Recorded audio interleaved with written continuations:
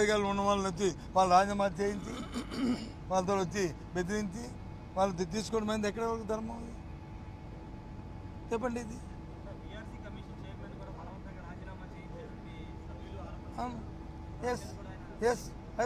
చెప్తున్నాము దాన్ని, అది కూడా ఎంక్వైరీ కలపండి. ఆయన ప్లీజ్ అడగండి. లేదు ఎవరు చేయించలేదంటే రాసేయండి, రికార్డ్ చేయండి, దాన్ని విడుదల చేయండి. పిఆర్సీ కమిషన్ చైర్మన్ ఇది చెప్పాడు, ఇదిగో సభ్యులు వచ్చి సమయంలో ఇది మాట్లాడారు, ఇది తప్పు అని చెప్పండి. ఇప్పుడు మమ్మల్ని కదా ప్రజలు ఆక్షేపిస్తారు. చెప్పండి, తప్పేముంది? సభలో కీలకమైన వాక్యాన్ని తీసుకొని ఇప్పటికే మీరు టైము డేటు రెండు సేవ్ చేసుకోండి, నోట్ చేసుకోండి. చాలామంది అక్రమాలకు పాల్గొన్న వ్యక్తులందరినీ కూడా వాళ్ళకి రోజులు లెక్క పెట్టిస్తాను. At the same time already ఇప్పటికే మీ పార్టీకి సంబంధించిన ఒక వ్యక్తి జైల్లో ఉన్నాడు అని సార్ సందర్భం లేని, సమయం లేని అంశాలని సభలో మాట్లాడడం అనేది అది ధర్మం కాదు. అయినప్పటికీ కూడా ఇన్స్పైట్ ఆఫ్ దానికి కూడా మేము సమాధానం చెప్పాం. ఏ ఎంక్వైరీ అయినా నిష్పక్షపాతంగా చేసుకోండి, ఎవరైనా తప్పు చేస్తే వాళ్ళ మీద చర్యలు తీసుకోండి. మాకు అభ్యర్థి నేను చెప్పాను, దయచేసి రికార్డ్.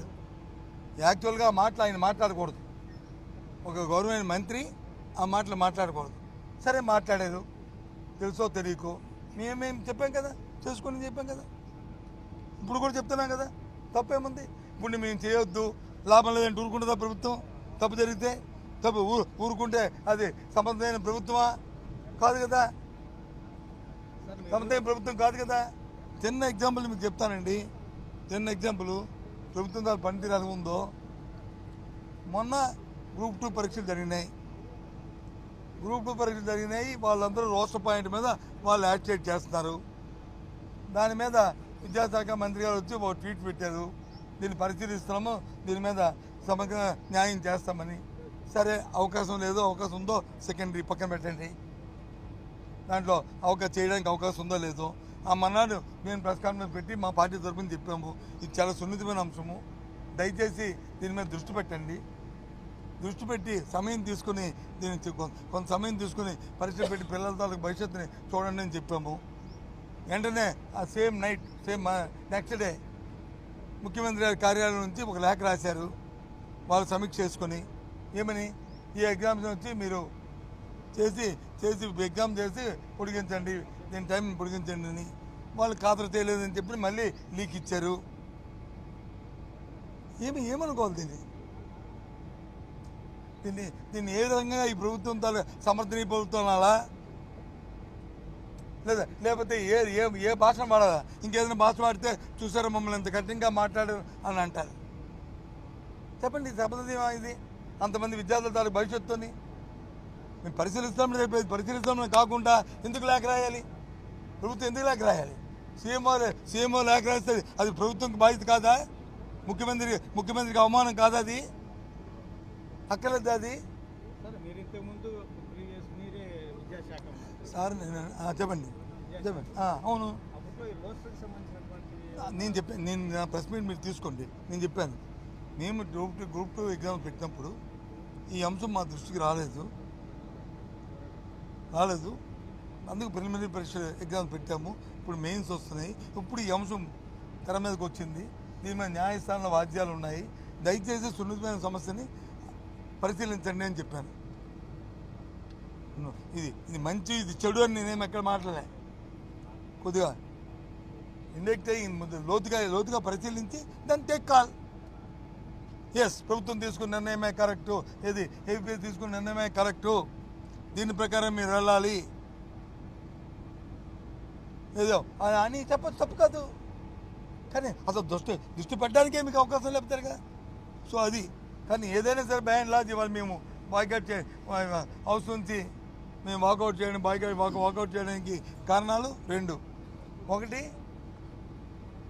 గవర్నర్ గారి ప్రసంగంలో ఒక దశ లేదు ఈ రాష్ట్రానికి. ఆ ప్రసంగం అంతా కూడా ఒక 2-3 మాటలు అయితే చాలా బాధాకరమైన మాటలు.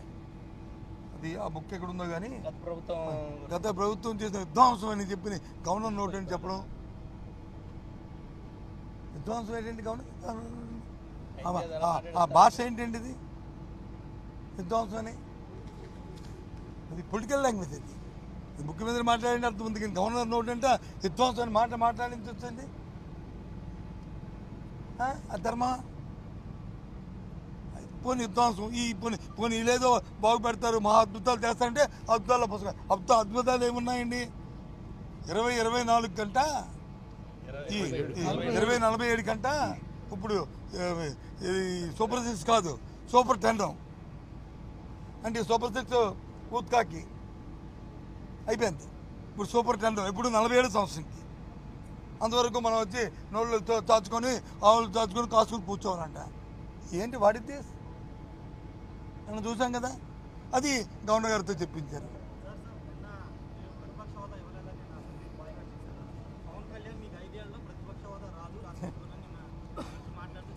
సార్ ఇక్కడ పాపం ఆయనకి రాజకీయ అవగాహన ఉండి మాట్లాడారు, లేదు ఆవేశంతో మాట్లాడారు,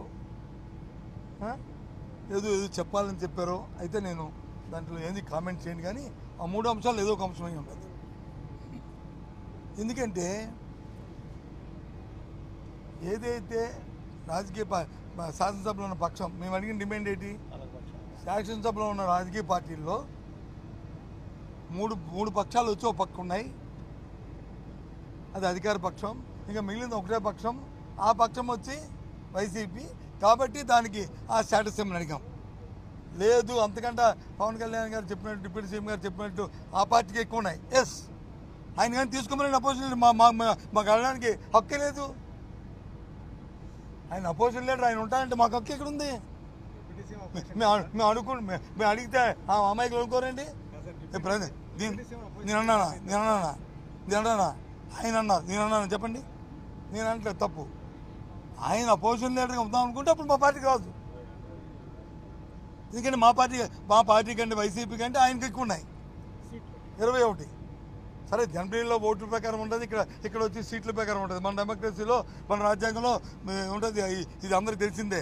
మాకు 40% ఓటు వచ్చినాయి, ఆయనకు వచ్చి 6%, 7% ఓటు వచ్చినాయి.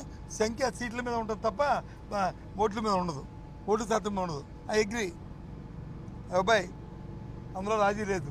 కానీ రెండో పక్షం ఏదైతే ఉంది, రెండో మాట అది మేము మాకు ఎక్కువ ఉన్నాయి ఎవరి వస్తే మాకు వస్తుంది అనే మాట అర్థం వచ్చేటట్లు మాట్లాడదు. ఎస్, వాళ్ళకే వస్తుంది, తీసుకోమని అడుగుతున్నాడు. నువ్వుతున్నావా? వాళ్ళు ఉంటే మేము అడగడానికి అడిగితే మీరే మా మొక్క మీద ఏంటయ్యా ఏం పోయింది అంటారన్నారు మీరు. చెప్పండి, నువ్వు అడిగారు కాబట్టి చెప్తున్నాను. నేను నా అంతా నేను చెప్పలే.